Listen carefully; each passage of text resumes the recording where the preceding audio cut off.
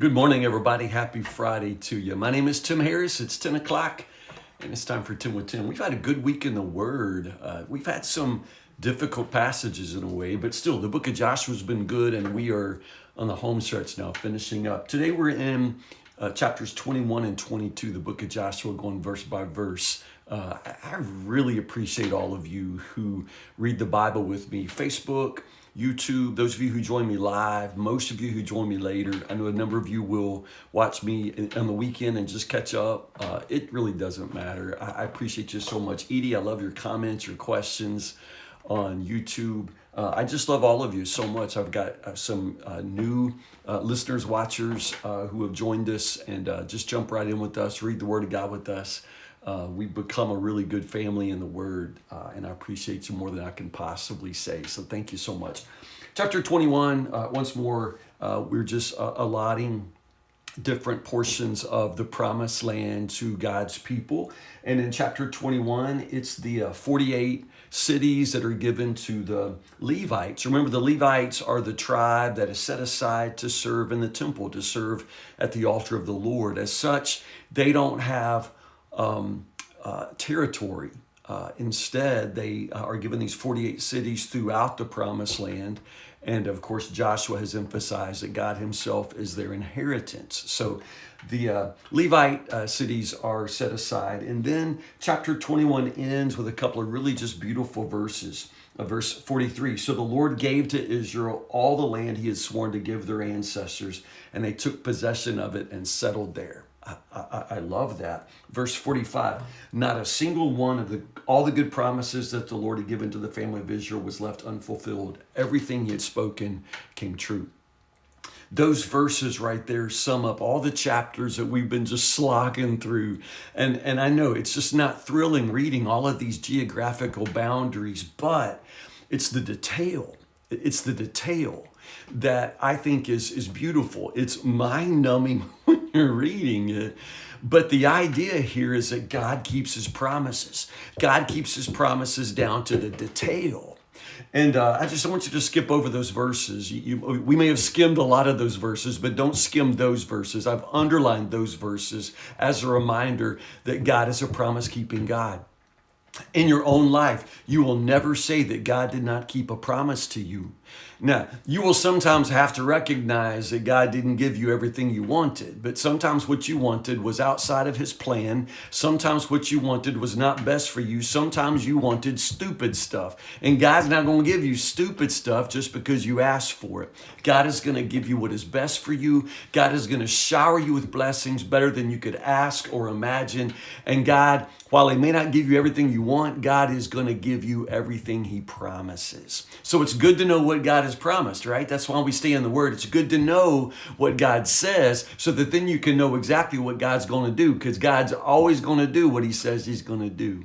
And so God had promised, and generations ago, God had promised this, and now the children are walking into this land. I love it. I love it. I love it.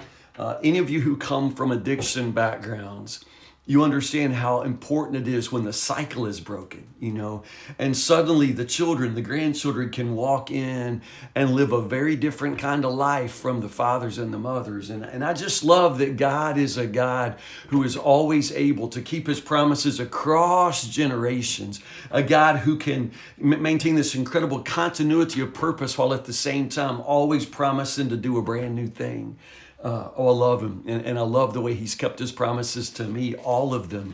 And I love how he keeps his promises in his word. Chapter 22 is really interesting to me. I can't, say that I understand all of it, and I can't trace all the history of what happened before and what happened afterwards, but I just really was kind of fascinated by this chapter. Now remember that back in Moses' day, these 2.5 tribes, they actually got territory assigned on the other side of the Jordan River, the Transjordanian tribes, they're sometimes called, other side of the Jordan River. So before we stepped over the Jordan, before we stepped into the, Canaan proper, right? There's this other part, and it was part of the promised land, but it's on this side of the Jordan, and 2.5 tribes already got their territory. We've talked about it several times. We talked about it in chapter 1. With chapter 1, around verse 12, right in there, when Joshua says, hey, boys, I know y'all got your territory already, but now what I'm going to need y'all to do is to come on with us, stay with us, fight with us until after all your fellow Israelites have their places, and then after the promised land is secured and everybody's settled into their homes, and you can come back and settle in your home, but I'm going to need you all to come with me now, all right? So just remember that. The Transjordanian tribes have stayed with the rest of Israel for the conquest of all the promised land. They're doing their part as part of Israel, but now Joshua's dismissing them because the battle's done. The land is secure. Everybody's got their home now. So now the Transjordanian tribes can go back across the river and they can go back and settle in. But there's a tension there. And I never really understood this until reading this chapter, with you all. But that tension, because the other side of the river is the promised land, but it's kind of not the promised land, And there's this little bit of, I don't know, you can even see it in the language in chapter 22. Like, for example, you kind of lose it in some English translations, but what Joshua says to the Transjordanians here is, hey, boys, y'all can go back to your tents. Because understand that there weren't any cities, per se. It's not like, Jericho and, the amazing cities that have been conquered. And now, you get to move in and you living in homes you didn't build. I mean, that's what Deuteronomy promised. And that's what they're doing now. Some of these people moving into nice homes and they didn't build them. They took them over. But the Transjordanian tribes, man, they going back to tents. So it's not that their land was second best, but there's a second best quality to, hey, y'all going back to your tents now because we got our houses. And that's kind of how it feels, And throughout chapter 22, it talks about like Israel, is upset with Manasseh, like all of a sudden Manasseh is not part of Israel, and we know that it means like the rest of Israel, but it's just that feeling that when they cross the river, man, there's always this precarious situation because they're kind of cut off.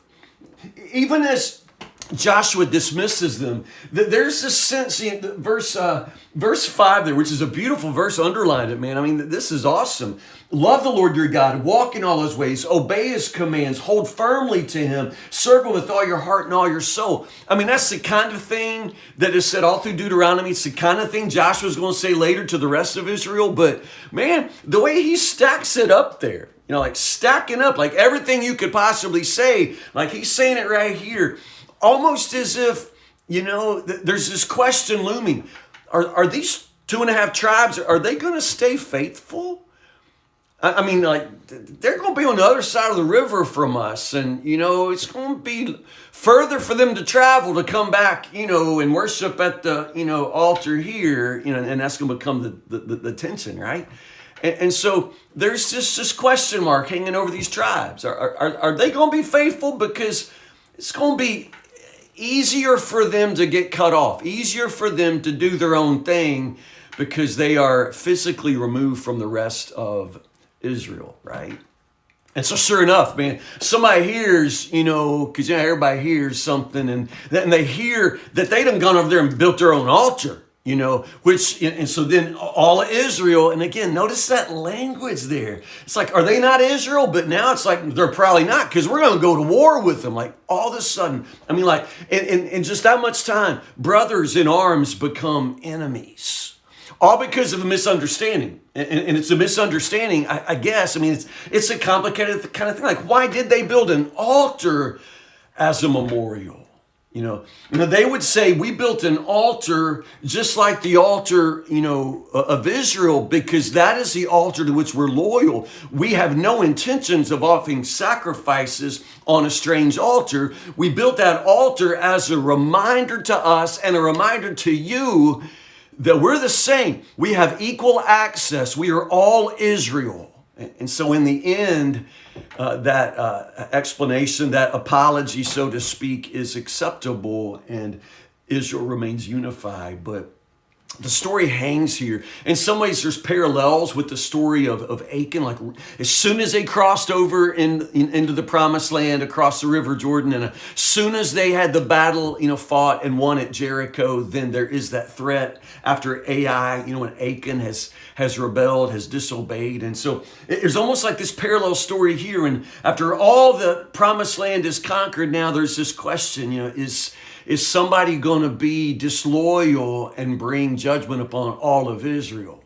It's a fascinating chapter for me. In the end, as I say, unity is confirmed, and the Transjordanian tribes pledge their loyalty and their wholehearted commitment to the one Lord God. But still, it's a really fascinating story of how quickly everything goes crazy when there's not any communication. I mean, how many times in your own family has somebody jumped to a conclusion?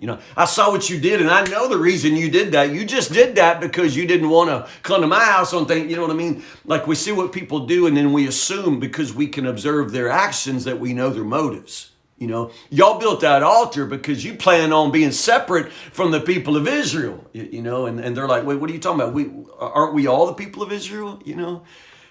Notice how quickly things come apart when we don't talk to each other, when we don't listen to one another, and when we jump to radically false conclusions. Anyway, I love that story. I think it's amazing. Listen, for Monday morning, read just chapter 23. It's beautiful. Read chapter 23 for Monday. We'll finish up Joshua on Tuesday next week. I'm going to spend a couple of days in Proverbs, just taking chapters of Proverbs up until we'll take a break at Thanksgiving. Then we'll come back after Thanksgiving and let's do the book of Hebrews. Will you do it with me?